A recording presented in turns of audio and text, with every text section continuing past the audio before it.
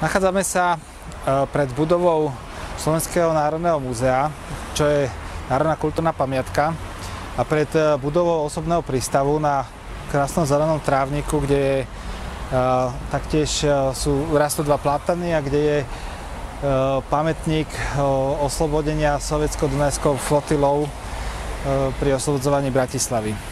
Problém, ktorý opäť riešia aktivisti Bratislava otvorene, je ten, že bez toho, že by to nejaké relevantne bolo prejednané s verejnosťou a verejnosť by sa vyjadrila a boli jej pripomienky zapracované, vymyslelo toto mesto, respektíve investor si povedal, že miesto budovy osobného prístavu postaví obrovský hotel. To znamená, že túto budovu chce nadstaviť o 1,5 poschodia a tým pádom zničí tú Dunajskú nábrežnú promenádu, ktorá je opäť chránená.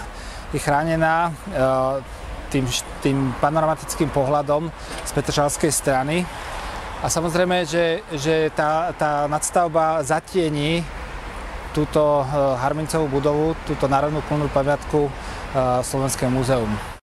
Budova osobného prístavu, keď bola stavaná ako dočasná budova v 60. rokoch. Všimnite si, že tá architektúra tej budovy bola naschvál urobená tak, aby tá budova bola priehľadná. To znamená, tie steny tam neboli vymurované, aby tá budova Slovenského národného múzea bola vidno z tých diaľkových priehľadov. Samotná tá budova má také atrium s fontánou. Je to kvázi nejaký verejný priestor, ktorý bol spravený pre tých turistov, pre Bratislavčanov v rámci tej uličnej čiary.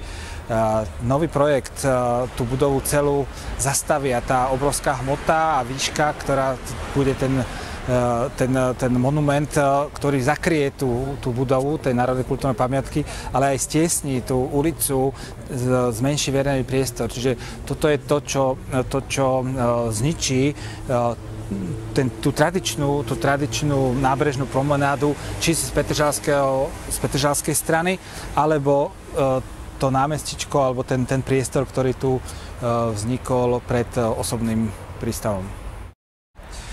Budova prístavu vždycky slúžila na príchod turistov a lodí z Viedne, z Budapešti. Dneska tá budova je predaná, z nej bude hotel, preto mesto Bratislava musí niekde robiť nejaké to nástupište a nejakú tú infraštruktúru. Takže sa rozhodlo zrušiť prírodnú zeleň. Veľký problém je aj to, že tu bola skutočne za obrovské peniaze a európske peniaze vybudovaná protipovodňová ochrana, ktorá je zasadená dosť hlboko práve kvôli Dunaju, ktorý ohrozoval týchto obyvateľov, ktorí tu bývajú na nábreží. A toto celé sa tu bude musieť akože zrušiť, rozbúrať, urobiť na novo. Ja sa pýtam, že za koho peniaze a prečo?